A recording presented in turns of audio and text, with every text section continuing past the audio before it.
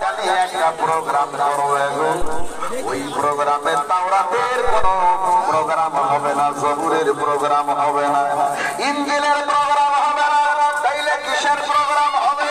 ও মুসলমান, আমার আল্লাহ তাআলা জান্নাতের ময়দানে যেই কিতাবটার প্রোগ্রাম করবেন সেই কিতাবটার নাম হলো কোরআন।